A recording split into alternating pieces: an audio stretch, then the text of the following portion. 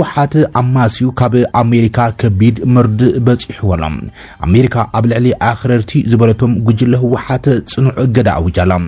አመንጎ አኽረርቲ ወገናት ህዝባዊ ወያነ ሓርነት ትግራይ መንግስቲ ኢትዮጵያ ናበይ ዝኸይ ዘሎ ወጥሪ ስዒቡም ነቲ አብ ሰሜን ኢትዮጵያ ትግራይ ዘሎ ወጥሪም ዳግማይ ናብ ግጭት ከቃልዕን አብ መላእት ዞባ ዘሎ ሰላምን ጸታን ከዳኽሙን ስጋት ምንጽልላው ስዒቡም አሜሪካ እገዳ አውጃላ መጀመርታ ወርሕ ናይ ዘዓመት አባላት ሓይልታት ጸታ ትግራይ ምስ ሓይልታት ምክልኻል ኢትዮጵያ ተጋጭም በመባል ዘዘኻኽረት መግለጺ ሚኒስትር ጉዳያት ወጻኢ አሜሪካ እዚ ድማ ድሕሪ ምዝዛም እቲ ሞት ልዕሊ 600 ህዝቢ ትግራይ ምኽንያት ዝኾነን ግጭት 2020 ክሳብ 2022 ከመን ኣብ ኣፍ ደገ ጥሜት ዝበጽሐ ኩነታት ህዝቢ ንፈለማ እዋን ዳግማይ ግጭት ኣብ ምፍጣር ቀስታዊ ምትእሳር ኣለዎም ኣብ ልዕሊ ዝበለቶም መራሕቲ ጉጅለ ህወሓት እገዳ አውጃላ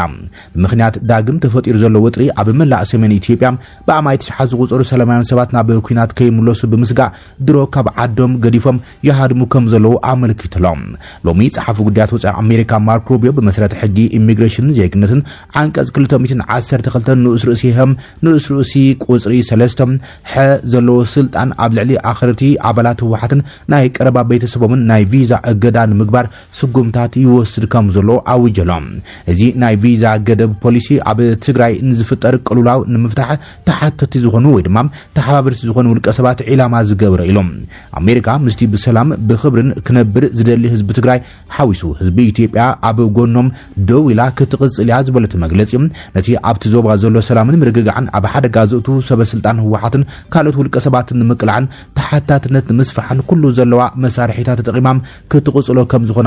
ከም ዝኾነት ሚኒስትር ጉዳያት ወጻኢ አሜሪካ ኣፍሊጦሎም ብዙሓት ሰባት አሜሪካ ዒላማ ጌራትሎም ዘላ ኣኽረርቲ መራሕቲ ህወሓት ዝበለቶም ሰባት ብዝርዝር ይሓትዮም ዘሎም ፍልፍላት ሚኒስትር ጉዳያት ወጻኢ አሜሪካ ዝርዝር ኣካፊሎምሎም ዋናው ሓበሬታ ኣብ ትሕቲ ዝብል ዩኤምዲ ሚዲያ ኣብ ዘርግሖቶ ሓበሬታ ምንጭታት ዩኤምዲ ሚዲያ ከም ዝነገርዋ ሚኒስትር ጉዳያት ወጻኢ አሜሪካ ክልተ ፖለቲካውያን መራሕቲ ህወሓትን 4 ወተሃደራዊ ኣዘዝን ሓዊሶም 6 ውልቀ ሰባት ዝሓቆፈ ዝርዝር ከም ቀዳማይ ጉጅለም ዒላማ ናይቲ እገዳ ከም ዝኾነ ኣመልኪቶምሎም ሓደ ምንጭ ብተወሳኺ ምስቲ ጉጅለ ጥቡቕ ርክብ ዘለዎ ነጋዳይ ብፍላይ ከም ዝተላለየ ድማ ኣመልኪቶሎም በመሰረቶም ምንጭታት ዩኤምዲ ሚዲያ ዝገልጹሎም ሓላፊ ሴክሬታሪያት ህወሓት ፈትለወርቅ ገብረእግዚአብሔርን ሓላፊ ስልያ ኢትዮጵያ ነበር ጌታቸው ኣሰፋን ካብቶም ስሙም ዝተቐሱ መራሕቲ ህወሓት ኮይኖም ኣብቶም ዝርዝር ተኻይቶም ዘለው ወተሃደራዊ መራሕቲ ህወሓት ድማ ካብኣቶም ሓደ አዛዚ ግንባር ምዕራብ ጀነራል ምግበይ ኃይለ ዝርከቦም ከም ዝኾነም ዩኤምዲ ሚዲያ ጸብጺባላ ልኡኽ አሜሪካ ኣብቲ ዝቕጽል ዘሎ ሰሙን ሶሉስ ወይ ድማ ረቡዕ ናብ ከተማ መቐለ ከኣቱ ተጽቢት ይግበረላ ብዛዕባ ትርኩም ናይቲ ኣዋጅ ንዝቐረቡ ሕቶታት መልሲ ዝሃበም ፍልፍል ዜና ጽቡቕ ሓበሬታ ዘሎ ምንጪ ዩኤምዲ ሚዲያ ኣብ ዝሃበ ሓበሬታ እቲ መልእኽቲ ንጹር እዩ ውልቀ ሰባት ብተግባራቶም ብፍላይ ድማ ክሕተት እዮም ብድሕሪ ሓደ ፖለቲካዊ ሰልፊ ወይ ድማ ትካል ድማ ዝነብሶም ክዕቀቡ ከም ዘይክእሉ ሓቢሮሎም ኣቦ እምበር ህወሓት ደብረጽዮን ገብረ ሚካኤል ኣብ ቀረባዋን ንፕሬዚደንት ናይጄሪያ ነበርን ልኡኽ ሕብረት ኣፍሪካ ኣብ ቀርኒ ኣፍሪካ ኦሉሴጉን ኦባሳንጆን ውሽጣዊ ተነቃፊ ኢሉ ዝገለጾ እንተዘይህሉ ነይሮም ሕዝውን ስምምዕነት ፕሪቶሪያ ተግባራዊ ምዃኖም ከም ዝኣምን ምንጭታት ይገልጾሎም ነስዒቡ ህወሓት ግብረ መልሲ ሂቡሎም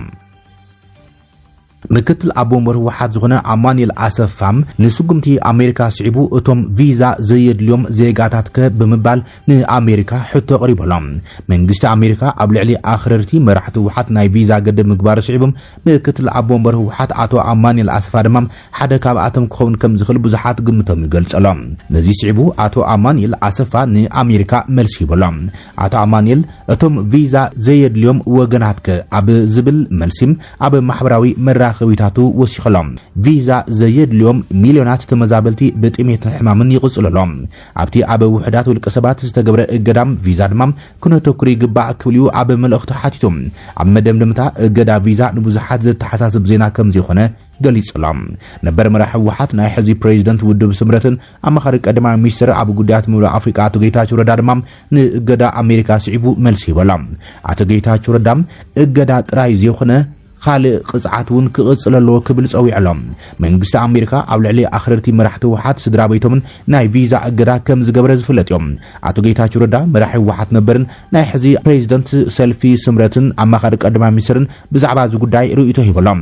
ኣቶ ጌታቸው መንግስቲ ኣሜሪካ ኣብ ልዕሊቶም ሰላም ኢትዮጵያ ዘርግ ዘሎም ብፍላይ ድማ ኣብ ልዕሊ ኣኽረርቲ ህወሓት ዝእወጅ ዘሎ እገዳ ቪዛ ብሓጎስ ከም ዝቕበሎ ገሊጸሎም እቶም መራሕቲ ጉጅለ ህወሓት ዝገብርዎ ዘለው ፖለቲካዊ ንጥፈታት ንህዝቢ ትግራይ ጥራይ ዘይኮነ ንመላእቱ ዘባም ናብ ካልእ ዕናዊ ኩናት ከብጽሑም ከም ዝኽእል ስክፍቱ ገሊጸሎ ጌታቸው ኣስዒቡ ድማ እዚ ኣገዳሲ ግን ከዓም ደንጉዩ ዝጸንሐ ስጉምቲ እዮም ሰላም ዘጥፍእ ሳዕቤን ክስዕብ ከም ዝኽእል ህዝቢ ትግራይ ነዞም ወተሃደራዊ ምልካውያን ሓይልታት ከቢድ ዋጋ ከፊሎም እዮም ዝኾነ ተዋሳኣይ ኣብ ህይወት ሲቪል ህዝቢ ምርግጋዕ ክልልን ተስፋ ሰላምን ዳግማይ ቁማር ክጻወት ክፍቀደሉ የብሉን ኢሎም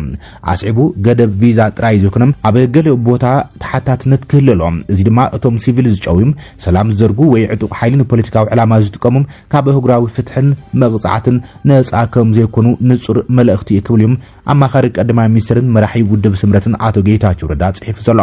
ኣብዚ ጉዳይ መሰረት ብምግባር ዝተፈላለዩ ነጥብታት ምልዓል ዝካልዮም እቲ ናይ ኣሜሪካ ውሳነ ቪዛ እገዳ ኣብ ሰሜን ኢትዮጵያ ብፍላይ ድማ ኣብ ትግራይ ኣብ ዝምር ዘሎም መስርሕ ከም ፖለቲካዊ ትንታነ ዝረአ ኮይኖም እዚ ውሳነ እዚ ከምጽኦ ዝኽእል ፍትሓት ክስዕቡ ዝኽእሉ ጸገማትን ዝተፈላለዩ ወገናት ርእይቶኦም ይቕምጠሎም እቲ ውሳነ ኣሜሪካ ከምጽኦም ዝኽእል ዕድላት ንጽንፈኝነት ምድኻም ዝብል ኮይኖም እቲ እገዳ ብቐጥታነቶም ሃርድ ላይነር ወይ ድማ ናይ ሰላም ኣማራጺ ዘየድግፉ መራሕቲ ውሓት ዒላማ ዝገበረ ስለ ዝኾነም ኣብ ውሽጢ ትውድብ ዘለዉ ማእኸላይ ፖለቲካዊ መስመር ዘለዎም ኣካላት ላዕለዋይነት ክረኽቡን እቶም ናይ ውግእ ኣማራጺ ዘሰጉሙ ድማ ክግለሉን ክገብር ተባሂሎም እምነት ተሓዲሩሉ እዩ ብጥንቃቐ ሰባት ፈልዩ እገዳ ተነቢሩ ዘሎ ተቐጻሊ ስምምዕነት ሰላም ጸቕጢ ምፍጣር ዝምልከቱን ሓደ ካብቶም ዕላማታት እገዳ ኣሜሪካ መንግስቲ ኣሜሪካ ንስጉምቲ እዚ ምውሳድም ነቲ ናይ ፕሪቶሪያ ስምምዕነት ሰላም ሙሉእ ብምሉእ ንምትግባርን ምስ መንግስቲ ፌደራል ዘለዉ ዘይምርዳእት ኣብ ዙርያ ጠረጴዛ ንምፍታሕን ተወሳኺ ዲፕሎማስያዊ ጸቕጢ ኣብ ልዕሊ ህወሓት ዘንበሮ እገዳ እዩ ቀጻሊ ኣንፈቱ ድማ ሓቢርካ ዝረኣዩ ዝብሉ ርእይቶታት ይወሃበሎም ካብ ተሓታትነት ምምላጥ ከም ዘይከኣል ምርኣይ ዝብል እውን ካልእ ዕላማት እገዳ ኮይኖም እቲ እገዳ ኣብቶም ናይ ግጭት መበገስ ዝኾኑ ሰባት ስድራ ቤቶምን ሓዊሶም ምጽዳቑ መራሕቲ ክልል ውሳነታት ኣብ ዘሕልፍሉ እዋን ናይ ውልቆምን ስድራ ቤቶም ረብሓታት እውን ክሓስቡ ብምግባር ካብ ናይ ውግእ ቅስቀሳ ክቁጠቡም ስነልቦናዊ ጸቕጢ ክሓድረሎም ዝገብርን ህዝባዊ ኣይኮነን ቃልስኹም ዝብል ዲፕሎማስያዊ መልእኽቲ ንምሕላፍ ዝዓለመ እዩ ተባሂሎም ንሲቪል ማሕበረሰብ ምክልኻል ዝብል እውን ካልእ ዕላማ እቲ እገዳ ኮይኖም ካልእ ዝኸፍአ ውግእ ከይለዓል ንምትራፍን ሓዱሽ ቅልውላዊ ሰብኣዊ መስራት ምፍንቓልን ጥሜትን ከይፍጠር ኣቐዲምካ ናይ ምክልኻል ተራ ክህልዎ ኢሎም ኣሜሪካውያን ዝኣመኑሉ እዩ ዝመስል ካልእ ድማ እቲ ውሳነ ክስዕቦም ዝኽእል ጸገማትን ስጋኣትን ከም ዘለዉ ኮይኖም ናይ ውሽጢ ሓድነት ውሓት ዘይምርግጋዕን እቲ እገዳ ኣብ መንጎቶም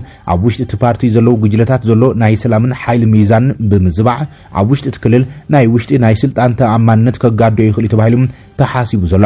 እዚ ድማ ኣብ ትግራይ ካልእ ናይ ጸጥታ ስጋት ክፈጥር ይኽእል እዮም ተቃውሞን ብሄርተኝነትን ምልዓል እውን ካልእ ዕላማት እገዳ ኮይኖም እቶም ጎስጎስቲ ውግእ መራሕትን ዝበሎም ኣሜሪካ ኣብ ውሽጢ ጉዳይና ተኣትወላ ዝብል ትረኻ ብምፍጣር ህዝባዊ ደገፍ ንምእካብ ጸረ ኣሜሪካ ስምዒት ንምንቕሓን ነቲ መስርሕ ሰላም ዝያዳ ክዕንቅፍዎ ይኽእሉ እዮም ተባሂሎም ስለ ዝተሓሰበሉ እውን ብውነ ብልሕን ምላሽ ዘድልዮ እዩ ተባሂሉ እውን ርእይቶ ይወሃበሎም ዲፕሎማስያዊ ምትእማን እውን ክሸርሽር ከም ዝኽእል ህወሓት ንኣሜሪካ ከምዚ ሸራዊት ናይ ሰላም ተዓራቂት ወይ ድማ ተዓዛቢት ካብ ምርኣይ ወጻኢ ወገንተኛ ገይሩ ክሪኣ ከም ዝኽእል ዝገብር እዮም እዚ ድማ ንቐጻሊ ኣብ ዝግበሩ ምርዳእት ናይ ኣሜሪካ ተራም ከነክዮ ይኽእል እዩ ዝብል ስጋት እውን ኣልዒሎም እቲ እገዳ ምስ ባህሪ እቲ ግጭት ዘይምጥዓም እውን ዘለዎ ኮይኖም ገለ መራሕቲ ናብ ኣሜሪካ ናይ ምጋሽ ባህጊ ወይ ድማ ኣብኡ ዝነብር ስድራ እንተዘይብሎም እቲ ናይ ቪዛ እገዳ ኣብ ባይታ ዘሎም ናይ ሓይሊ ሚዛን ንምቕያር ዘለዎ ዓቕሚ ውስን ክኸውን ከም ዝኽእል እውን ተሰጊዕሎም መራሕቲ ውሓት ድማ ኣብ ዲፕሎማሲ ከም ዝኸሰሩ ብምእማን ጸገማት ተንቲንካ ናብ ጸፍሒ ምምላስ ጓስጓሳት ሰላምን ዲፕሎማስያዊ ጽዑንተን ሒዝካ ድማ ንኩሎም ኣብ ትግራይ ዘንጸላለዉ ሓደጋታት እውን ምፍሻል ከም ዝከኣል ርእይቶታት ኣብ ማሕበራዊ መራኸቢታት ይወሃበሎም ስነ ስርዓት ቀብሪ በመጥቃዕቲ ድሮን መስዋዕት ዝኸፈሉ ኣባላት አርሚ 13 ተሳሊጡ አዛዚ ግንባር ምዕራብ ጀነራል ምግበይ ሓይለቲ መስዋዕቲ ኮንት ኮይኑ ኣይቀርን ክብል ተሰሚዑ ቅድሚ ክልተ ሰሞን ኣብ ከባቢ ሸራሮ ገመሓሉ ኣብ ዝተባሃለ ቦታ በመጥቃዕቲ ድሮን ስርዓት ብልጽግና መስዋዕት ዝኸፈሉ ኣባላት አርሚ 13 ስነ ስርዓት ቀብሮም ተፈጺሞሎም ኣብቲ እዋን ዝተፈላለዩ ኣርምታት ሕቑፍ ዕምባ ብምቕማጥ ሓዘንን ዝገለጻ ኮይነን አዛዚ ግንባር ምዕራብ ጀነራል ምግበይ ሓይለም ዕድማኦም ዘይጸገው መጻ ዕድል ህዝቢ ትግራይ እውን ከይራዩ ግን ኣብ ልኡኽቶ መላእ ተጋሩ ኮይኖም መስዋዕት ዝኸፈሉ እዮም ኢልዎም እቶም ተሰዊኦም ዘለዉ ውሕዳት ክኾኑ ይኽእሉ እዮም ዝበሎም ጀጋኑ ተጋደልቲ ናይ ልዕሊ 10 ሚልዮን ተጋሩ ምልክት ኣይንብርክኽን ባህላይነት እዮም ዝበለ ኮይኑ መስዋዕቶም ድማ ኮንት ኮይኑ ከም ዘይተርፍ ኣረጋጊጹ እዚ መስዋዕት እዚዩ ኮንት ኮይኑ ይቀርን ዝበለጸ ትግራዋይነትና የጉልህ ንህላወናን ንመሰል ዓርሰ ወሳናናን ንመጻ ዓድልናን ተጋሩ ንዝበለጽ ህልኽ ወይ ከፈተኽ የስዕብ ويختل زيهم وحدات كون يخل يوم قلنا عصرته ويكاون العالم مليون ناي تجارو ناي تجراوينتن ناي صنعتن ناي حبون ناي بركخنت بهالاي ملكت يوم هذه أوسان معرف نركب زول الجنرال مقبي كم هزبي زلو ممارسي ويزلا مشنقو جمد بتيسكاخن حلف ويدما بتا جمد حنيقنا أبعنيني كنبرينا بمبال معوات اتي ممارس مخانو آسمير لهم بتل الحزخاء أوسان معرف لنا ويتعجز الله جمد بتيسنا خم هزبخن كتلنا ويبتا جمد حنيقنا أبعنيني كنبرينا زي خاين مرصن نعم أيخونن تا جمد بتيسنا نغيد نقدميت زلنا ممارسي معواتي كنعوت كاينا أب قالسي مسوعات الزنبرن زلن كوانتو خنا اتياو كبابي شرارو استخفل مسوعات قنا زي اللي بمبال بوزحات كنعفو ترأيهم يوم بلسقنا نحسيا زيبلون كدمي اون أور حتري أب استفلالي كبابي تهدبداب درونات زكايدن مخانات فلتم نمتايت انكا زي تقبر الزبل باتي حادوغن مراحتي مكالا خليكي حازو نمتاين من سيد تقراي ناب زي اللي توسخ مسوعاتي اتوالو زبل دما باتي خالي وغن سفيح آجندا خوينك انيم اتا ارمي بإرتراب بلانا السودان كتشجر كتبليا متقعات باتي حواز بالدما كالي زحمن بروباغندا بالسجنا تجاويهم من جست جراي ولا قات متقعتي زبط حاب لعلي لتاول اختهم زنورون على السراويت نصح زيغاتاتن يتفصمون تبلم متنتي غداتن بمنتاي مخنيات كم زخونن غنا كاب زي شراويان اكالا زاغيد استرغاغص امرداتا ايوصن نتي چفچاف زفصم سرعت بالسجنا ون كابتي تخفلتو اكتيفيتات وصاي بزعباتي غداي كساب حزي تنفش يبلن زيرو غداي متقعت درون شرارو حزي حنقلتي خوينو قصيل زحالف حالفون قصال خنتاي وحسنا له زبل دما كالي زي تملس حتى خوين يركب بزي منقد زي اللي مسوعتنا تخفلك قصل كم زي قبعون بزحات قوهيز تحاوس معدا يلقسلهم أب دبلوماسي عالم حيلي توهيد زقلت بليونات دولارات وي زمناو أصوار انتي يكون زي نقنا أوشت أو حانت هزبي خبلو حال العلاوي بوليتيكينيا حوحات قليصم زي قلالس حوحات حزوون كاب جيقو قيتم هارا حانت النابلن هزب تقراي بزمناو أصوار كود دي بمبال وقصاقات إموام العلاوي بوليتيكاو مرحي حوحات دكتور عدي سالم باللما بمخنيات معالت سماعتات بتلفزيون تقراي أبستدالو فولي مدرخ أمونغو دبلوماسن وشت أو حانت نزلو متأثار أبريهم قلوز زيولو دبلوماسي كم مسارح زيولو موسيقى دمص يولون زبل أبهالا حد وصاتنيا مهور بمتقاس مبرهري زهو أمباسادر عدي سالم باللما نزي أبهالا عالم لخو مهور نابهلو بوليتيكا تقراي بممصا اتي أب دبلوماسي عالم حيلي توهيد زحساب بليونات دولارات وي زمناو ناوت زي كونس زي نقنا أوشت أو حانت هزب إيلم بمسارة تنتانا دكتور عدي سالم منقس تقراي ناب سلطان مملاسو كم عوسو قمتي زغط ساركوان تخونم زي محاور أب عالم لخم مدرخ صلاخ فتر زخيل دولدولن سمورن هزبي بدحري الدوم زبل ترحيم بدرجة خلال العالم لخاو دبلوماسي مسرح عزي كبيدن ليتن قاترن قارس زحاتتن كوان تخونم نزي صقم نمدح كيتحلل كا مسرح زبل متكل اقميط امرلون يخون بر مرح تحوحات حدنت حزب تግራይ እናወሉ ቅድመ ሕዚ ህዝቢ በዘመናዊ ሰብ አልቦ ነፈርትን ከበር ተጽዋርን ትውዳ ከይተማሃሩም ሕዝቡን ተመሳሳሊ ነገር ምድጋሞም ጉባኤ ኮነን በንባር ይተዝቡ አይተስአሉም ካሊ ትኹረትን ታን አምባሳደር አዲስ አለም ባሌማ አብ ዓወትን ውድቀትን ዲፕሎማሲያዊ ጉዕዞ ዲያስፖራ ትግራይ ኮይኑ ቅድሚ ስምምዕ ሰላም ፕሪቶሪያ ዝነበረ ምንቅስቃስ ዲያስፖራ አዚ ዕውትን ድምጽ ትግራይ ንዓለም ክስማዕ ዝገበረን ኳንተ ነበረ ድሕሪት ስምምዕ ግን እዚ ሓያል ምንቅስቃስ ብዝተፈላለየ ምክንያት ናይ ምዝሓልን ምድኻምን ዝንባለ አርኢሎም ይኹን በረብዛሕ ዝእዋን ተዳኺሙ ዘሎ ምንቅስቃስ ዲያስፖራ ብሓድሽ መንፈስ ይምለስ ከም ዘሎን ተስፉ ኣብ ኣህጉራዊ ዝምድናታት ከም ጽቡቕ ጅማሮ እናተማሓሸ ይኸይድ ከም ዘሎን ኣመልኪቶም ነዚ ሓድሽ ትንሳኤ ብዝያዳ ስርዓታዊ መንገዲ ኣብ ምምራሕና ብዝለዓለ ደረጃ ንምፅሓን ታራት ትካላት ሚድያ ወሳኒ ምዃኑ ኣመልኪቶም መዓልቲ ሰማዕታት ብዘረባን ብስምዒትን ጥራሕ ክበዓል ዘይኮነስ ሕድሪ ሕቡፋት ጀጋኑ ናብ ዲፕሎማስያዊ ዓወታት ንምቕያር ሓድሽ ምዕራፍ ስራሕ ክኽፈት ከም ዘለዎ ዝገለጹ ኣምባሳደር አዲስ አለም ንትግራይ ኣጋጢምዋ ዘሎ ማሕበራውን ቁጠባውን ጸገማት ንምፍታሕ እቲ እንኮኑ ቁልፍን መሳርሒ ውሽጣዊ ሓድነት ህዝቢ ኣብ ድልድል መሰረት ምህናጽ ምዃኑ ኣገንዚቦም ፖሊስ ወረዳ እንደርታ ትእዛዝ ቤት ፍርዲ ብምንጻግን ወይዘሮ ኣኸዛ ሕልፍ ሓዝውን ኣሲርውን ከም ዘሎ ተፈሊጡ ቤት ፍርዲ ወረዳ እንደርታ ፖሊስ ከምኡ ዝገበረሉ ምኽንያት ንኸረድእ ንሎሚ 11 ሰነ ናብ መጋባእያ ፀዊዕዎም ቤት ፍርዲ ወረዳ 70 እንደርታ ነተን ጓል 76 ዓመት ኣዶ ወይዘሮ ኣኸዛ ሕልፍ ብ5000 ቅርሺ ወሓዝ ካብ ቤት ማእሰርቲ ንኽወፃ 10 ሰነ 2018 ዓመተ ምህረት ወሲኑ እዩ ወይዘሮ ኣኸዛ ትማሊ ናብ ቤት ፍርዲ ዘቕረባ ኮይነን ዝተኸሰሳሉ ምኽንያት ድማ በቲ ኣብ ቀረባ እዋን ዝወፀ ሓድሽ ኣዋጅ ምኸት ነፃነት ምዕንቃፍን መስዋዕቲ ምርኻስን ብዝብል ገበን እዩ Access for Human Rights and Social Justice ዝባል ትካል ጠበቃ መዲቡ ዝተሃራኸረለን ትትከውን ወይዘሮ ኣኸዛ ዝተኸሰሳሉ ገበን ስልጣን ብዘለዎ መንግስቲ ፌደራል ዝወፅእ ከም ዘይኮነን ብኡ ክሰሳ ከም ዘይግባእን ንቤት ፍርዲ ኣረዲኡ እንተ ዝክሰሳ እውን እቲ ገበን ውሕስና ዝኸልክለን ከም ዘይኮነን መረዳእታት ክስ ድማ ኣብ ሚድያ ዝርከብን ክጠፍእ ዘይኽእልን ምዃኑ ብምክርኻር ወሓስ ንኽፍቀደለን ሓቲት እዩ ቤት ፍርዲ እቲ ዝተኸሰሳሉ ሓድሽ ኣዋጅ ክሳብ ሕዚ ናብ ቤት ፍርዲ ስለ ዘይበፅሐን ቤት ፍርዲ ብወግዒ ስለ ዘይፈልጦን እቲ ሕቶ ወሓስ ብምቕባል ብ5,000 ቅርሺ ወሓስ ንኽወፃ ዋላ እኳ እንተወሰነ ፖሊስ ነቲ ሕጋዊ ቤት ፍርዲ ትእዛዝ ናብ ጎኒ ብምግዳፍ ነተን ወላዲት ሕዝውን ኣብ ማእሰርቲ ኣጽኒሕዎን ይርከብ ዳኛ ኣብ ጽሓፎ ደብዳቤ ቤት ጽሕፈት ፖሊስ ወረዳ እንደርታ ወይዘሮ ኣኸዛ ክሳብ ሕዚ ኣብ መዕረፊ ዝጸንሓሉ ምኽንያት ንኽረድእ ንሎሚ 11 ሰነ ሰዓት 8 ናብ ቤት ፍርዲ ንኽቐርብ ጸዊዕዎሎም ወይዘሮ ኣኸዛ 8 ሰነ 2018 ዓመተ ምህረት ካብ ዝነበራሉ ቁሸት ተወሲደን ዝተኣሰራ እንትኮና እዚ ድማ በቲ ሓድሽ ኣዋጅ ምኽንያት ምዃኑ ተገሊጹ እዩ እቲ ስጉምቲ ልዕልና ሕጊ ኣብ ሓደጋ ዝወድቕ ምዃኑ ብዙሓት ወገናት ስግኣቶም ይገልጸሎም